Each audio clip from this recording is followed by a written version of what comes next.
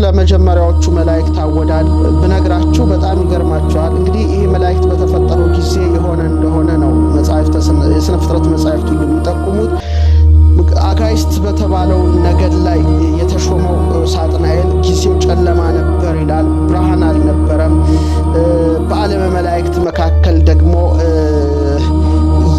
ድንገት ማይምራን ማለት የሚያውቁ ለባውያን የሚያስተውሉ ሆነው የተፈጠሩ ፍጥረታት ስለነበሩ በድንገት እግዚአብሔርም ደግሞ ተመራማሪ አእምሮ ስለሰጣቸው ይሹ ይመርምሩ ይፈልጉ ሲል እንደተሰወራቸው ጊዜው ጨለማ ስለነበር አንዱን መልአክ ያየዋል። በተለይ አካላቸው ብርሃናማ አካላት ስለነበረ ይተያያሉ።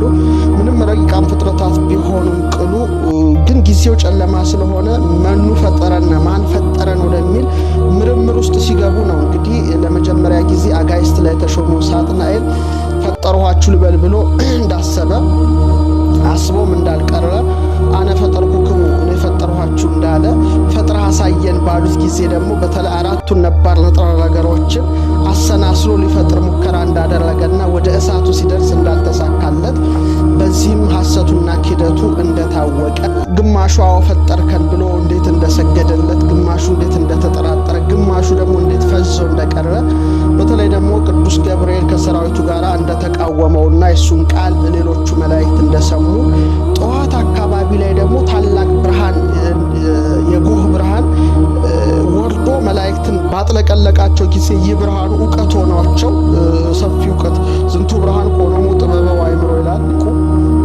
ወደ ጥበብና ወደ ዕውቀት ገብተው እንደተቃወሙት መጨረሻ ላይ ግን ፍልሚያ እንዳነሳ ከነሱ ጋር እንደተዋጋ በተለይ በውጊያው ጊዜ በሶስተኛው ድል እንደተነሳ እንደወደቀ በጣም ሰፊ ነገር። ዛሬ ግን ስለ ኔፍሊም ነው ማነሳው። እንግዲህ በወደቀ ጊዜ ቦዝ ወድቀ ውስተ ምድር ወቦዝ ወድቀ ውስተ አየር ወቦዝ ወድቀ ውስተ እንጦርጦ ዘውቱ መትሕተ ታሕቲት ይላል ኤጲፋንዮስ። ግማሹ አብሮት ወደ ጥልቁ የወደቀ አለ፣ ግማሹ ደግሞ በአየር ላይ ቀረ አለ። ዛሬ አየር አጋንንት ይባላል። በተለይ ሰው ሲሞት ጻድቁን ነፍስ አይነኩም፣ ግን ያስደነግጣሉ። ኃጥኡን እየቀጠቀጡ የሚሄዱ ናቸው። ግማሹ ምድር ላይ እንደወደቀ በተለያየ በሽታ ደዌ ሰውንም እያሳመሙ የሚኖሩ እነዚህ ረቂቃን የሰው ባላንጣዎች እንዳሉ ብዙ የሥነ ፍጥረት መጻሕፍት ይጠቁማሉ። ሌላም ብዙ ነገሮች አሉ። እዛ ውስጥ አልገባም። ዛሬ የምንነጋገረው የወደቁት መላእክት በሁለተኛው ዙር በተለይ በዘመነ ያሬድ እነ ኖህ ዘመን የተከሰተው ክስተት ምንድን ነው? እነዛስ በውኑ መላእክት ናቸው አይደል የሚለውን ነገር ሁሉ ነው ዳሰን የምናየው። እንግዲህ ራይት ይባላሉ በእኛ አጠራር ወይም ኔፍሊም ይባላሉ። ግዙፋን ማለት ነው ይላሉ። ግማሾቹ ደግሞ ኔፍሊም ማለት መነሾ የዕብራይስጥ ቋንቋ ነው ይላሉ። ነፈለ ወይም ማለት መውደቅ ማለት ነው። በተለይ ሮናልድ ሄንደርስ ሲተረጉመው የወደቁት ፎለን ዋን የወደቁት ተብሎ ይጠቀሳሉ። የግዕዙ መጽሐፍ ደግሞ ራይት ይላቸዋል፣ ደግሞ ያማርነው ኔፍሊም ይላቸዋል። ኔፍሊም እንግዲህ የወደቁ መሆናቸው ወይም ጃይንት ግዙፋን መሆናቸውን ነው የሚጠቁመው። የሚገርመው ስለ ራይት ወይም ኔፍሊሞች ለመጀመሪያ ጊዜ ጽፎልን የምናገኘው የአዳም 7ኛ ትውልድ የሆነው ሄኖክ ነው። እንግዲህ ፍቅር ማረከኝ በሕይወቴ በዘመኔ፣ ፍቅር ማረከኝ በሕይወቴ በዘመኔ። መጽሐፈ ሄኖክ ስለነዚህ ነገሮች በዝርዝር የጻፈ የመጀመሪያው ጽሑፍ ነው። ግን መጽሐፈ ሄኖክ በብዙ ሀገር ተቆራርጦ ተበታትኖ ያለ እንጂ እንደ ኢትዮጵያ በምልአት ወይም በሙሉ መዝገብነት የተገኘ አልነበረም። ኢትዮጵያ ግን ለብዙ ዘመናት ይህ መጽሐፍ ሲነበብ፣ ሲተረጎም፣ ሲመሰጠር፣ ሲራቀቅ፣ ሲተነተን በሊቃውንቱ እጅ ስለነበረ መጽሐፈ ሄኖክ ለኢትዮጵያውያን እንግዳ አልነበረም። በኋላ ግን እንግዲህ በ18ኛው ክፍለ ዘመን ጄምስ ብሩስ ይህን መጽሐፍ ይዞ ከኢትዮጵያ ስለሄደ በተለይ መጽሐፈ ሄኖክን በመውሰዱ ጥናቱ ደግሞ የበለጠ እንዲስፋፋ ለባህር ማዶ አጥኞች ክፍት ሆኖላቸው እንደገና የኔፍሊም ጉዳይ በጣም ከመጽሐፈ ሄኖክ በኋላ እንደገና ብድግ ብሎ እስከ ዛሬ ድረስ ያልተቋረጠ ምርምር እየተደረገበት ይገኛል። ክቡራን ተመልካቾቻችን ላይክ በማድረግ ሼር በማድረግ ሀሳብ አስተያየታችሁን በመለገስ እየተሳተፋችሁ ነው። በእጅጉ አመሰግናለሁ። ለማንኛውም ሄኖክ እንዲህ ብሎ ጽፏል። መጀመሪያ ስለነዚህ ቃል በቃል ያለውን እነግራችኋለሁ እና የአዳም 7ኛ ትውልድ የሆነው ሄኖክ የሰው ልጆች ከበዙ በኋላ ይላል እንዲሆነ ይላል ሙሉ በሙሉ በእነዚያ ወራት ይላል መልከ መልካሞችና ደመ ግቦች ሴቶች ልጆች ተወለዱላቸው። የሰማይ ልጆች መላእክትም ይላል እነርሱን አይተው ወደዷቸው። እርስ በርሳቸውም ኑ ለእኛ ከሰው ልጆች ሴቶችን እንምረጥ አሉ ነው የሚለው። ሄኖክ እንግዲህ ምንድነው እዚህ ላይ የሚለው? የሰው ልጆች ከበዙ በኋላ ደመግቡ ሴቶች እንደተወለዱ ይላል። የሰማይ ልጆች መላእክትም እነርሱን አይተው ወደዷቸውና አንዳንድ ሴቶችን እንምረጥ ልጆች እንውለድ አሉ ይላል። ይቀጥልና ሄኖክ የእነዚህ አለቆች ስማዚያ እንደሚባል ቁጥራቸውም ደግሞ ወደ 200 እንደሚጠጋ ጭምር ነው የጻፈው እና ስማቸውን በዝርዝር ጽፏል። እዛ ላይ ማየት ትችላላችሁ። በተለይ ያስተማሩትን በጣም እግዚአብሔር የሚያወደውን ክፉ ስራ ታያላችሁ። ሚስቶች ካገቡ በኋላ ደግሞ ጸንሰው ሚስቶቻቸው የወለዱት ልጆች ደግሞ ራእይትና ወይም ኔፍሊሞችን እንደወለዱና ቁጥራቸው ወደ 3000 ክንድ 3000 ክንድ ሰው 3 ክንድ ከስንዝር ቁመት አለው ይባላል። እነዚህ ግን በሺ ነው ያጠፉትና አንዱን ክንድ በ1000 አንዱን ክንድ በ1000 አንዱን ክንድ በ1000 ኦልሞስት ወደ 3000 ክንድ የሚደራረሱ ኔፍሊም የሚባሉት እንደተወለዱ ይጽፋል። እነዚህም በተለይ ለሰዎች መነገር የሌለበትን በጣም ሴክሬት የሆነ ነገር ምስጢራዊ ነገሮችን ሁሉ ለሰው መነገር መገለጥ የሌለበትን ሁሉ መግለጥ እንደጀመሩ በተለይ ካስተማሩት መካከል ተውላጠ ዓለም የሚለው በጣም ይገርማል። የዓለም ለውጥ ይላል እና ያንዱን ጽንስ በአንዱ ውስጥ ማሳደር በቃ ይሄ ትልቁ ነገር ነው።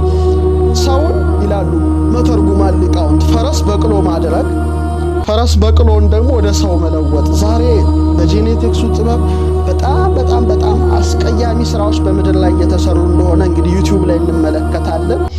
በጣም እግዚአብሔር ከጠላው ስራቸው መካከል አንዱ ይሄን ነበረ።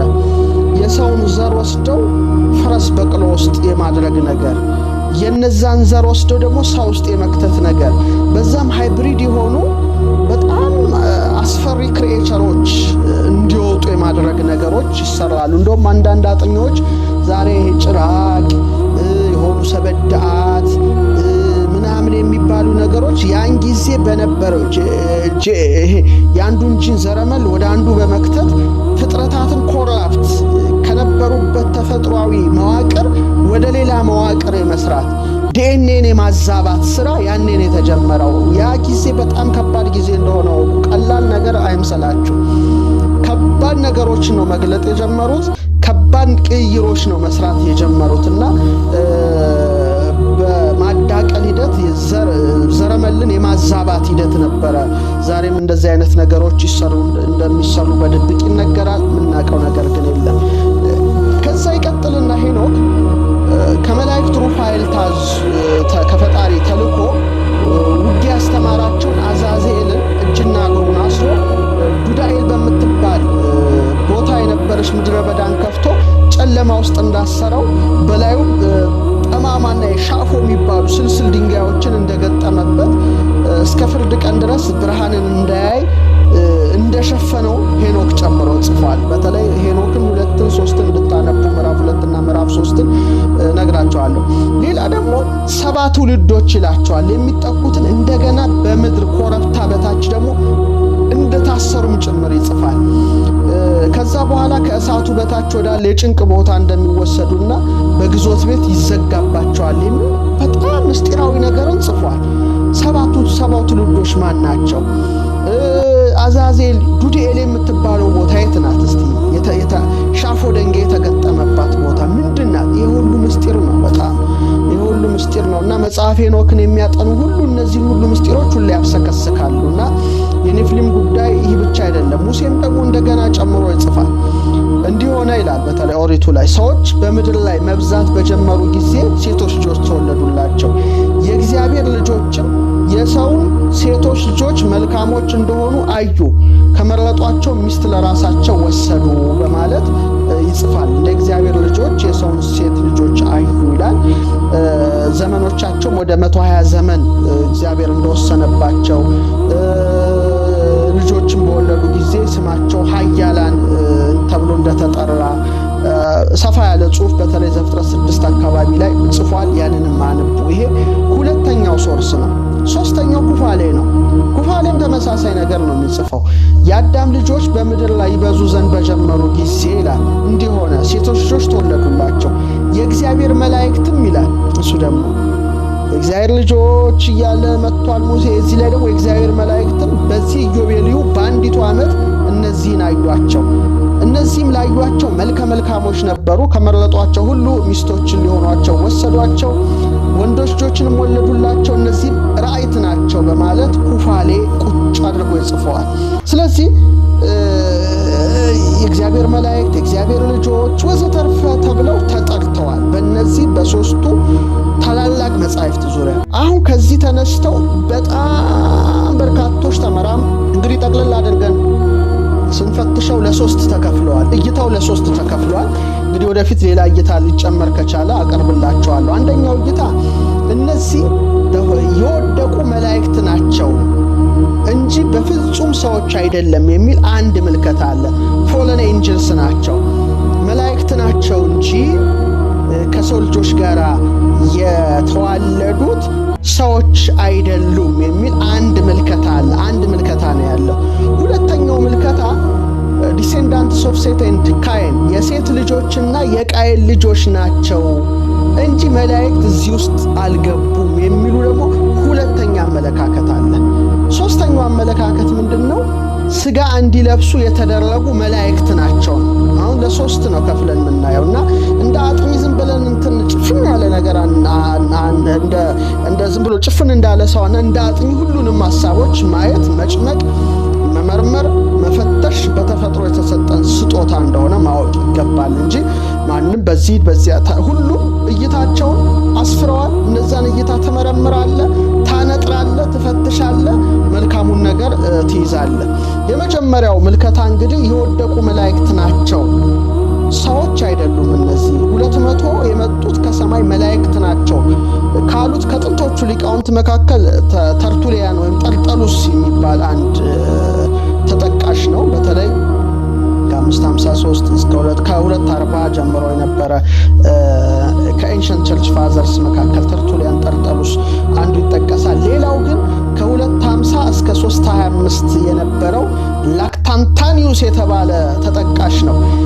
እነዚህ እንግዲህ ተመራማሪዎች በጽሁፎቻቸው ፎለን ኤንጅልስ ወይም የወደቁ መላእክት ናቸው ከሰው ልጆች ጋር ተዋልደው እነዚህን ያስገኙ የሚሉት ምንድን ነው የሚሉት አርጊውመንቶቻቸው 3000 ክንድ ቁመት በምንም አይነት ተአምር ከሰው ሊገኝ አይችልም ነው የነዚህ እይታ።